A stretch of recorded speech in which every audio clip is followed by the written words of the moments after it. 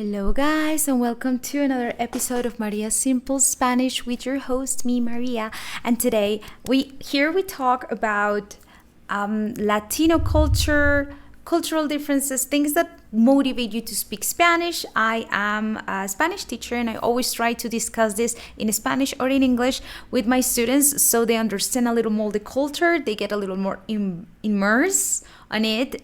And the topic of today, it's a very interesting one for me. As you can see, I'm Latina, but I'm kind of like a lighter skin Latina.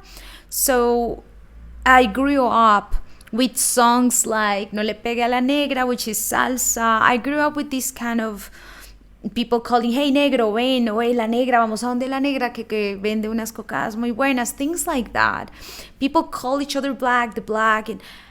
And when I was talking with my students, speaking with my students, and kind of like very much open about, hey, you know, the black guy, they're like, how dare you? And I'm like, what's wrong with that? But so it was very weird for me to have these layers of shame or these layers of confusion and filtering when speaking about someone's race, as in my culture everybody did it so openly.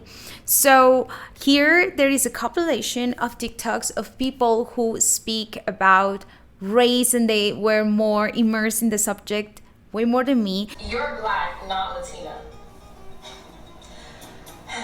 Imagine thinking you did your big one by saying that to me. You're saying that to someone que está orgullosa de ser colombiana, dominicana, y morena. Look, I'm a firm believer that you gotta leave ignorant people where you found them, but let me educate you a little bit. Just a little bit, okay? This is not the first time that I heard this. Did you know, and you probably didn't because you said this, that the slave trade did not only take place in America, it also took place in parts of the Caribbean, South America, and Central America. And before America did it, and I'm not proud to say this, but before America did it, and Google this, DR was the first country to ever import slaves, which is why you see a huge population of black people in the DR. Not all of us are black, but the majority of us are. It is 2020, y'all. And people still do not know the difference between race and ethnicity. Ethnically, mi mamá, que de Colombia, y mi papá, que es dominicano, makes me Latina. Spanish was my first. So she just say her mom is Colombiana from Colombia and her dad is from Dominican Republic, Dominicano. Language.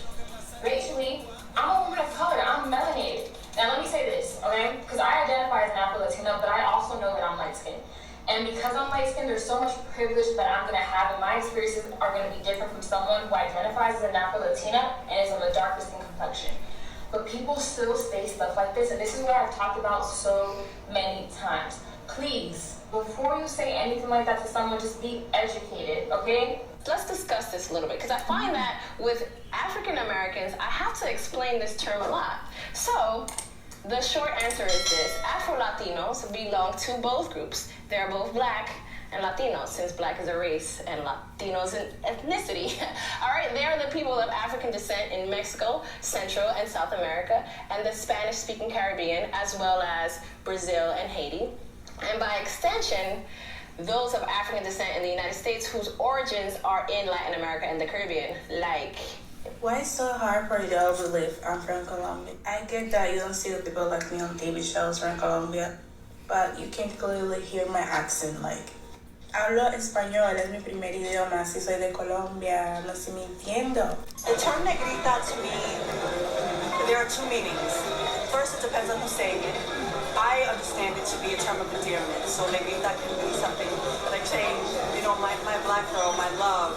It's often used in kind of a way, oh no, it's just friendly, but you also hear it in kind of negative terms, like, ooh, the negrita over there, like the little black girl over there. Negrita is one that's used in songs, and like most of the songs from the 80s and even now, like, are like negrita this and negrita that. So there's some sort of like cariño in it. Colombia tierra. Exactly that. I grew up just listening negrita like in a proud way. It was always putting your little in the songs, in even in restaurants, Restaurante La Negra, Arepas La Negra, and even we have so many brands with like La Negra, like, so it's always like a proud, like a in like distinctive, like a thing of identity, which is proud. I never pride. It's very weird for me to readapt that and be a thing of a shame in other cultures. So it makes you rethink things.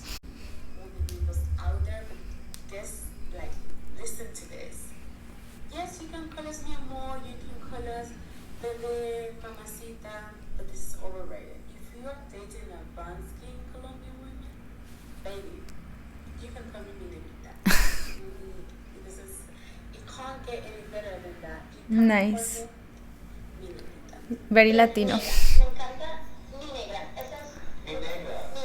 Mi negro too. I was typing this video to give my opinion about this. As many of you know, I was born and raised in Cali, Colombia for 16 years of my life, so I know what I'm talking about. Being called negro or negra in the States is not the same as being called negro or negra in Colombia. We have different history, different backgrounds. Being called mi negra in Cali to the dark-skinned people is a compliment. Black women are the most beautiful women. They don't need to get plastic surgery. They are naturally beautiful. In Cali, they are the pioneers of our culture. Salsa, which was, invented by black people. And that's the reason why Cali is so recognized around the world as la capital mundial de la salsa, because of black people. So being called mi negra, mi negro is not racist, and it's not an insult, it's an appreciation. And I'm gonna have so many Colombian Americans come here and tell me that I'm wrong. If you don't believe me, go to Cali and you'll see by yourself. Hablas pero súper bien. ¿De dónde eres? Soy de Guinea Ecuatorial. Ecuador, Guinea Ecuatorial. Es un país africano donde se habla español. Ah, no sabía que en África se hablaba español. Sí, desafortunadamente fuimos colonizados por España. What? Por eso hablamos español. Okay. Ya. Pero, ¿cómo aprendiste realmente? Porque es muy raro conocer a morenitos como tú expresándose tan bien. Wow, she uses a word that is morenitos. It's like how you say, melanin skinned. Morenitos it's because when the colonization came, they made like this huge scale of colors. One is moreno. It's like a mix between criollo and black. Moreno. Here, the top 5 Latin countries that have the highest black populations. This list will surprise you. Let's go. Number 5 on the list, it doesn't surprise you. Cuba, which is known for having a lot of Afro-Latinos. They have 1.1 million Afro-Latinos in Cuba. Or, yes, I know it's shocking, Mexico actually has the 4th highest population of black Latin Americans. I'm surprised. 1.3 million Afro-Latinos in Mexico.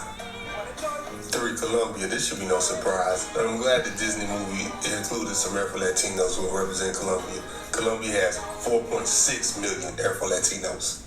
2, Haiti. Yes, I know you're shocked, but Haiti does count as a Latin country, all right? This has 8.5 million Afro-Latinos. Number 1, surprise! Brazil. 14.5 million Afro-Latinos. I was not surprised about Brazil, but Colombia, if you travel to Bogota, to Medellin, you might not see much of a black culture, but Afro-Latinos. But if you go to El Choco, all the places that were ports for slavery, especially Cartagena, Santa Marta, La Costa, the coastline in the Caribbean or in the Pacific, that's where they basically agglomerate. So again, as I am an outsider from this, even if I'm Colombiana, right? Even if when I speak with like Afro-Latinos in the Caribbean or Pacific or in Cartagena and Santa Marta, we don't really talk about this. But it's nice to hear an opinion from someone who has lived this, and this is like a Colombian journalist.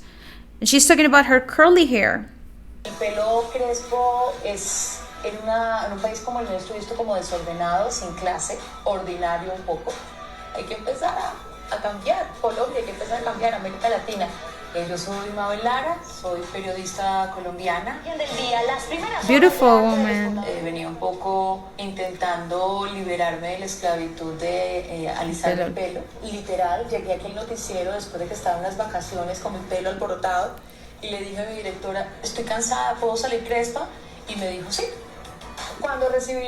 So she basically says that she was straightening her hair a lot until one day she was very tired because the process takes so long.